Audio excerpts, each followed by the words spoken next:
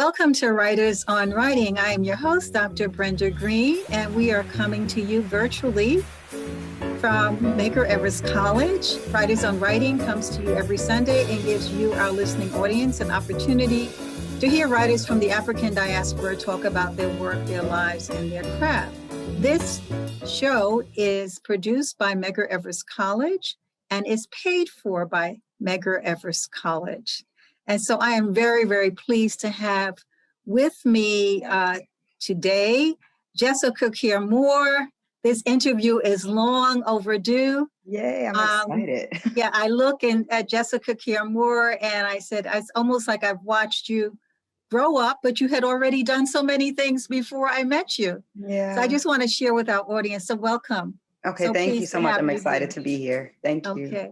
So Jess Care Moore is an American poet. She's the CEO of More Black Press, executive producer of Black Women Rock, and founder of the literacy-driven Jess Care Moore Foundation, an internationally renowned poet, playwright, performance artist, and producer. I'm going to add actor.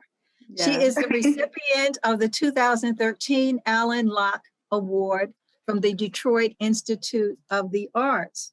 Her work has been published in several literary collections, including 44 on 44 by Third World Press, A Different Image, University of Mercy Press, Abandoned Automobile, SWU Press, Listen Up, Random House, Step Into a World, and Roll Call, Third World Press. Bum Rush the Page, Deaf Poetry Jam. We've used some of these books in our curriculum. Yeah, I haven't heard this bio in a long time. I'm like, okay. Evers College.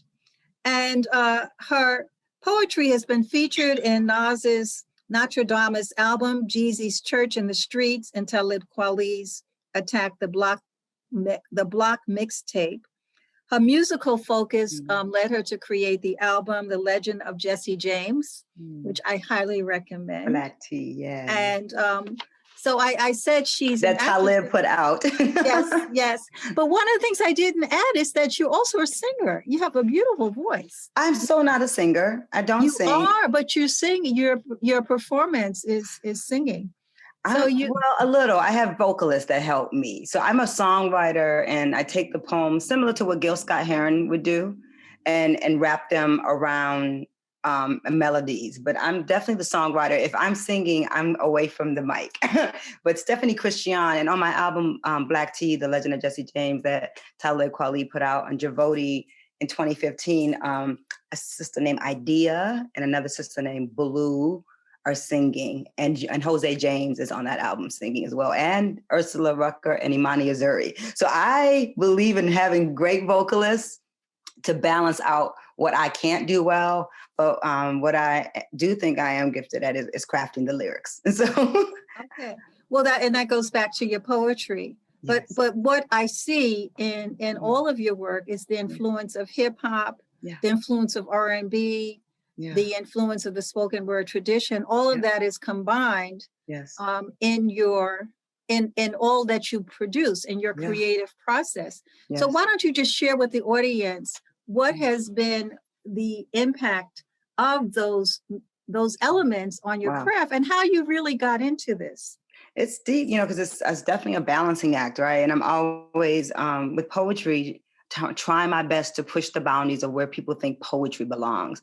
But I grew up in Detroit, and so I came up with like Jay Dilla, Slum Village, Proof, Eminem. Those are Fat Cat.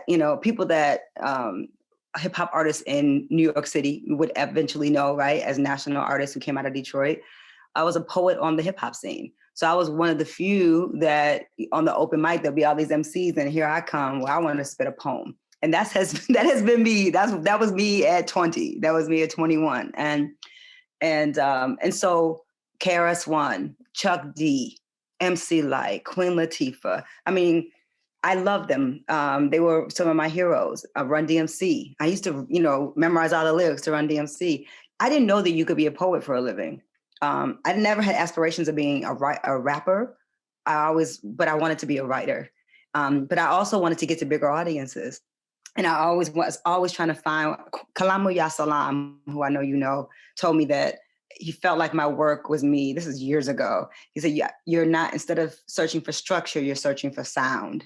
So I was always trying to find the sound inside the work to connect with the heart of the people I was talking to, you know, not just the best line, but what is the best sound that's going to give the best energy so that I can have an exchange with who I'm talking to.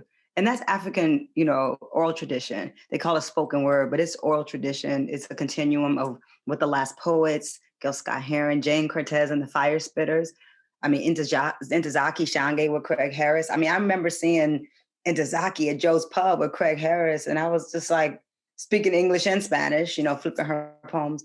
And I was like, I want to be that when I grow up, you know, and I saw Jane Cortez and the Fire Spitters, and I was like, there I am, you know. So you're trying to find, then Gil Scott Heron and I did a lot of shows together, music shows. And Roy Ayers, actually, for that matter, who's on the album Black Tea, who I have a concert with in Detroit in July. We're actually going to gig at the Detroit Institute of Arts together. So let's go back, you know, you have all these influences, but what was the early influence? How did you really get into writing? Because you've done so much at such a young age. I mean, you were on the and then you had these really heavyweight writers and musicians around you, surrounding you. But what was that? What were the early stages of that as a child? If I go all the way back to when I was like 9 or 10, when I was growing up on the west side of Detroit, it was my mother had all these books in the house. And so like your son, I grew up surrounded by books, and that was a normal thing, books and records. And so my mother gave me, I remember Lorraine Hansberry, To Be Young, Gifted, and Black. I would come home, she'd have a book there. Alice Walker, Maya Angelou, you know, my mother who was from Canada, right? She don't know nothing about these people. She was not an American, but saw that I was reading. I used to read very fast, and I had an interest in her books younger. Like I was reading her memoirs of Janis Joplin and Jimi Hendrix when I was really young, and showing interest in her books. And so she read memoir and history, no fiction really. It was really memoir, historical books, and then she gave me poetry. So my mother early on, and then high school. Ntozake Shange came into my black box theater, not her, but her work for Color Girls. I was in 11th grade. Susan Story, my drama teacher, who I always pay homage to this life that I have, because when I heard for Color Girls, I heard the language of this writer, whose name I couldn't say. I was like, what's her name? I was like, Ntozake. And I went to the library on Joy Road up the street from my house, and I found Audre Lorde. You know, I found Gwendolyn Brooks, I found Sonia Sanchez. And then I did research just before we had Google and computers. I went to the library and I found out about Broadside Press and Naomi Law Magic and, you know, Larry Neal. And I started learning about Dudley Randall. And I was like, okay, so there's a whole thing that because I was writing poems, I just didn't know why. It just was naturally. So what was your process for doing that? How did you learn the craft of writing poems? To be honest, by reading. I mean, I did. So I'm old enough that I actually read books. And so no one was teaching me. I was an honors English student, but I'm absolutely self-taught. I mean, I went to college, I went to Michigan State. I studied journalism and political science. I wasn't studying the craft of poetry. I didn't think it was possible to make a living. I wanted to make money. So I was going to be a journalist, and I loved politics. So I was going to be a political reporter. Poetry wasn't it. And so honestly, I, was writing just on my own and reading a lot of books, like really reading and doing my homework, reading the Black Arts Movement writers and, reading Langston Hughes, reading everybody, reading about the Harlem Renaissance. I was teaching myself because the schools could never and now the schools still don't. Like children like me who are curious in that way, there's no place for us in most of these schools, especially not a public school. I was in a Detroit public school, high school, who I give the credit to I found Ntozake because of them, but there was no way to feed me the way that I was curious enough to feed myself. And then after that, it just became, I'd moved to New York City in 1995. I had opened for the Last Poets, Abiodun Oyewole and Umar Ben Hassan and Babatunde. I opened for them. They loved me. They said, you come to New York, you call us. I came to New York. I was 94, came to New York in 95. And I called him from 125th Street and said, hey, I'm in New York. And Dune said, okay, well, here's a 110 Morningside Drive. Come over to my house. We have open house on Sundays. And so me and my cousins, we went over there. And that was pretty much it for me. I decided I'm not leaving New York City. Like, I was there just to see my cousin graduate from NYU. I was there with my family. And I went back and I packed my things and I came to New York in my purple Ford pickup truck. And so I became a student I got to meet Sonia Sanchez. I got to meet Amiri Baraka in New York City. I mean, what a blessing. I came at the the perfect time, where I could actually meet teachers. So I listened, something that listening you can learn a lot from listening. I was reading a lot, and then I got to meet the people and see how they operated. And some of it is just like, more of it is craft now. I study craft more, but a lot of it is like repetition, heart, spirit, ancestor work. It's not just I took a class at writing poetry and now I can write. You're giving that cultural and that emotional response, or the component that goes with creating poetry. And you're teaching poetry. So how do you get students to understand to understand the importance of culture and history and the emotion? How do you do that?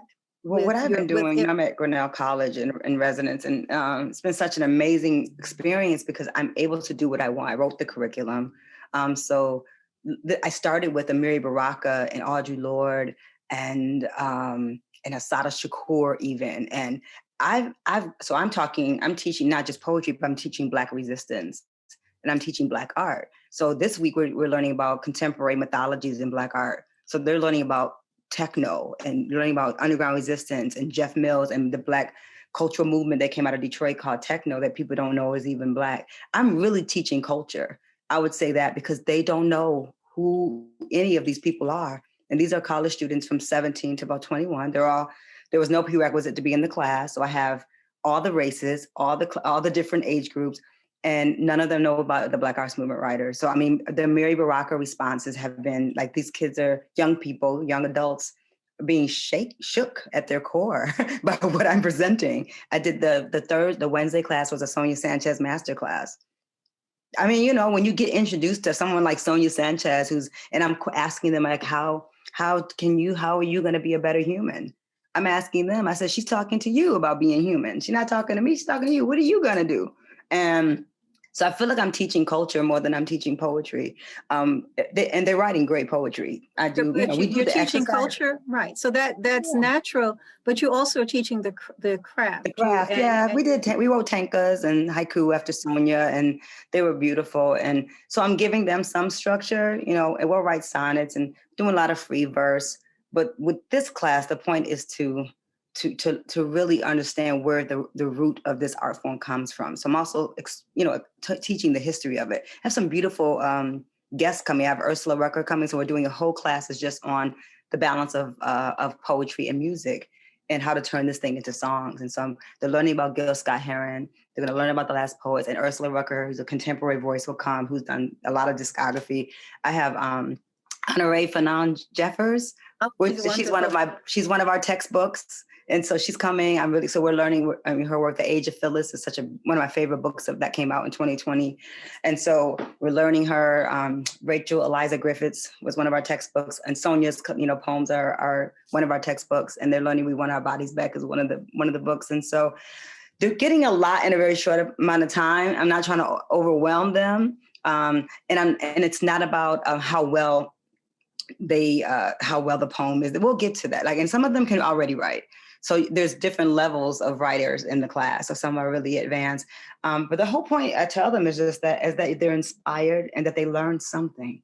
They're just learning, because you don't realize how much you have to give until you're in front of people and I say, have you ever heard of? And they're like, no. You've been at this nearly 25 years. That's a nice segue into your book, We Want Our Bodies Back, which is a real celebration of history. Yes, history, culture, women, really. And in fact, when you said Sonia, I thought about, you have a poem on vertigo.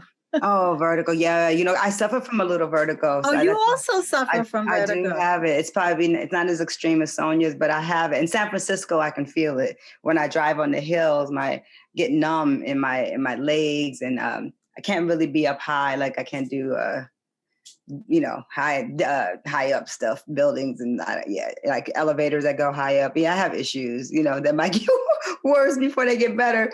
But I still, I took my son years ago to Disney, and where was it? Universal Studios, where he was tall enough. It wasn't to ride every ride. And it was just me and him. So I literally had to ride all those roller coasters. I remember those feelings. That was almost torture, but you have to do it, right? Torture, and I just hold my breath and just wait for it to stop and close my eyes. And he loves every second of it because he's my crazy Virgo child. So, yeah, I feel blessed in that I have a lot. I'm just giving myself to my students, and then they're giving themselves back. I'm getting to know them. They're emailing me. The ones that don't talk, email me the poems quietly, And I do love teaching. I've turned a lot of teaching opportunities because I really love to be on the road, and I love my audiences. And I'm grateful for Cornell because it's helping me pay some of my bills so I can keep my house during the pandemic, at least until the summertime. After that, I don't know. Everything is kind of a toss-up. But I've never been interested in being on a campus full time. I've turned down a lot of it, and it's just because I feel like I want to be able to give to a lot of different students.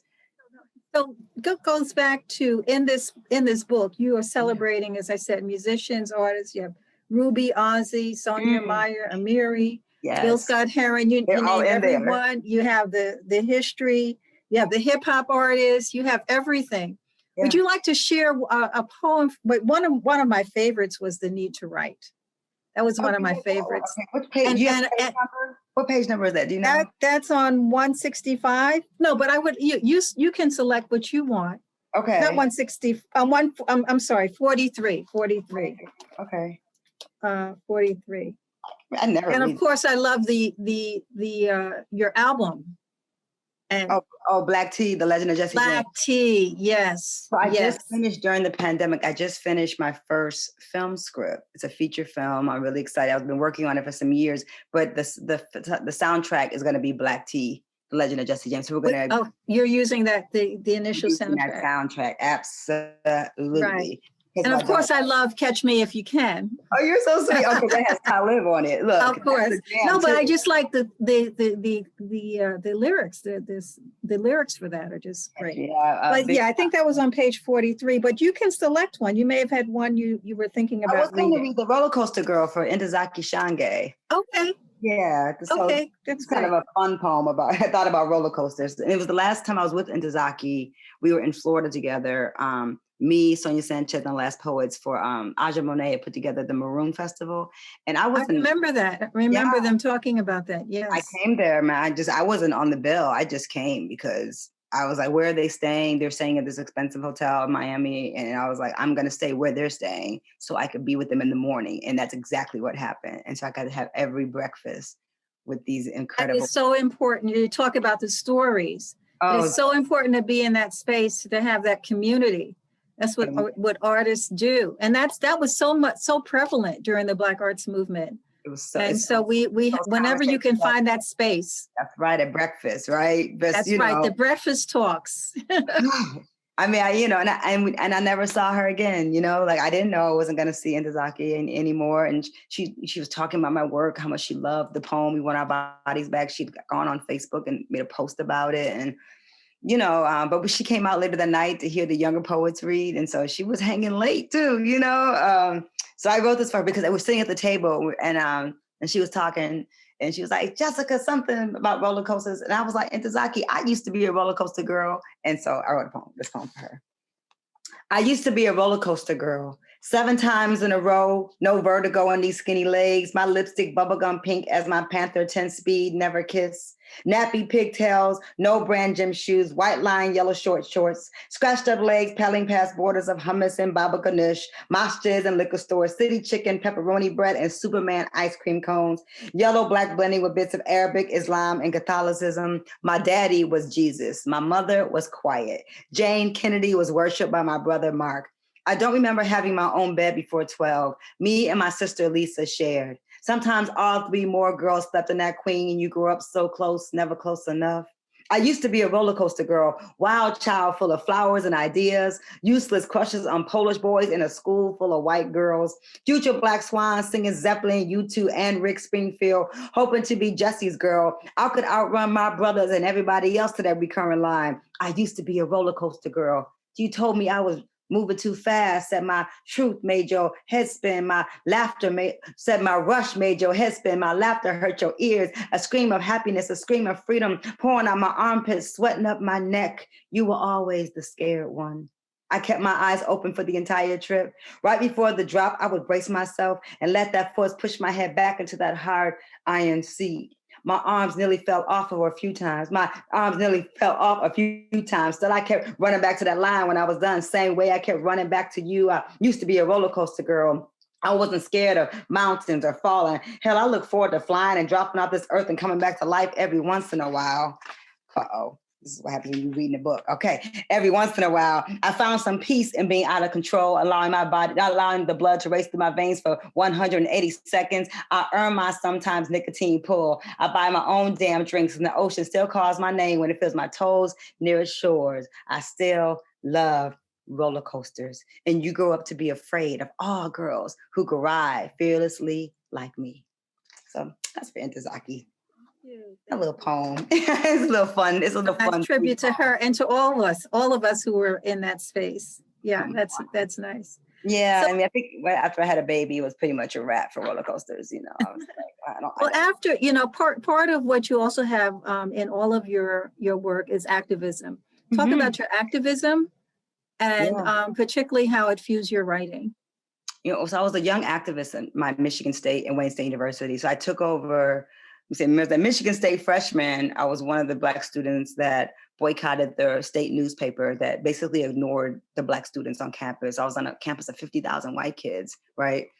So in your tuition, you're forced to pay, you're paying for the state news. So we're paying for a paper that ignored us. So you could actually go and ask for a refund on your money for the state news. And once we found that out, all the Black students went and got it was like $2. But we were like, we'll take that $2. And we all took our money back. And we started a paper called Focal Point, which is a Black newspaper for the Black students on campus. So that was me at 17 in Michigan State. Farrakhan tried to come to Michigan State. 12 Jewish students and a rabbi almost stopped him. And I was one of the organizers. You know, Eric Ellison, who's a friend of mine, who's his brother is now a senator. And I was watching these Alpha Phi Alpha brothers, how they organized. They were one of the good chapters on campus, and I was watching how they did things. I was learning. So I was a young activist on Wayne State University's campus, downtown Detroit. When I came home, we helped establish the King holiday on that campus. I did more organizing than I did studying, to be honest. And I studied journalism, political science, but by my third year, I had left to go to New York City. But activism, like being from a place called Detroit, you know, this is the Blackest city in the country. We have our history of social movements is deep here. You know, we had the '67 rebellion. I'm a post-riot baby. But I heard all the stories through my daddy, you know, and my brothers were alive. My brothers, Mark and Johnny, were here with my mother. And he went to jail during the riots. He was sitting on the porch with his rifle. And so we heard all these stories growing up. And I had Coleman A. Young as a mayor for 20 years. That's all I knew. So I moved to New York. I had never seen that many white police before. You know, like it was just really different growing up in this kind of a space where institutions were built by Black people, and actually you saw Black faces. So activism has just always been a part of it because I was an activist first. You know, the poems got better later. At first, I was just using the poems to get people to do stuff. So I would use poetry to get people to come to the rally. Right. You know, It was just a tool. It wasn't until I moved to New York that I felt like I became an artist. And then I became a writer. And that, I listened to Nikki Feeney read a poem at Brooklyn Moon Cafe and cried. And then I listened to Asha Bandeli and Tony Medina. These are the writers who are a little bit older than me. Kevin Powell, Raz Baraka, Tony Medina, Willie Perdomo. And I was in awe. And I gobbled them up, man. I read that New Eurekan poetry aloud. I saw Reggie Gaines. I think I was in 7th grade. I tell Reggie Gaines the story. 7th grade, I watched him doing that Air Jordan's poem on Arsenio. And I was like, wow, look at that. Look at that. I was going crazy. And so I had never seen anything like that before, but I knew there was something in me that was connected to that for some reason. And I came to New York looking for my community, looking for my peers. I found Talib at Inquiry Books. My friend Josh Sess was an MC from Detroit. He said, you got to come to this bookstore. He knows I'm a nerd. I want to know what a bookstore is. And Talib was working there, been friends ever since. And that's when Yassine Bey was just on an open mic. It became one of my dearest friends to this day. All of them. I mean, all of us. And so I came and I immersed myself very openly and learned. But I really believe in being around people who are better than you. Like, I was never afraid to read with any of the New York poets. I remember I was doing a reading with Asha Bandeli and Tracy Morris, and someone was like, oh, you're reading with Tracy Morris and Asha Bandeli. I was like, that's okay. I was like, they got a voice. I got a voice too, so. That goes back to the way you were raised. And you said your mother instilled in you that confidence and is let's say we're almost out of time, but I want you to talk about publishing. Yeah. More Black press. I meant that entrepreneurial spirit, an activist, a poet. Yeah. I mean, you've done it all. Oh yeah, I'm still trying to do it better, Dr. Greene. And so when I came to New York, I was living there 5 months and I won the Apollo. And then, the song you did at the Apollo, I played for my class. I had them watch that video. What song did I do? About the Black statue. It's my poem. My poem, Black Statue of Liberty. Yes. No, not song. Yeah. Black Statue of Liberty is definitely a poem. I'm like, what song? Black Statue of Liberty. Black Statue of Liberty. And it's just the little sister's Zendaya, the actress. She was like 7 years old or something on YouTube doing my poem. It's just, I didn't know it until much later, and she tweeted me about it. And I was like, really? So you never know so everybody was watching that, right? So my life changed, quickly after that, because Wu-Tang Clan saw that. KRS-One saw that. All the rappers saw it. So that's how I ended up, Nas knew who I was. That's how things kind of helped my life a lot when I won the Apollo. So publishing happened because I got turned down by a bunch of publishing houses. I had Faith Childs as my literary agent. Marie Brown knew my name. I was like 22. Right, you're on your way. That's right. Oh, my manuscript probably was not good enough, And so, but what I did know already is that I had an audience.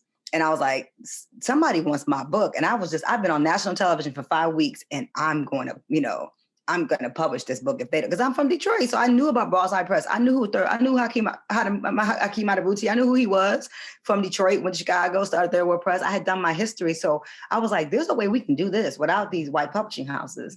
So 1997, launched my first book, The Words Don't Fit in My Mouth. I was a journalist by trade. I knew how to write a press release, packed out every space, wrote press releases for. People were calling them. I got my Baker and Taylor. I had one book. And Baker and Taylor called me and said they want to distribute my book. Baker and Taylor does not call people, but so many people had gone into the stores and said, where is the book of the poet on the Apollo with the braids? My people were like, where is the girl's book? And I sold 20,000 copies of that book and more now, It's a poetry book. That's amazing.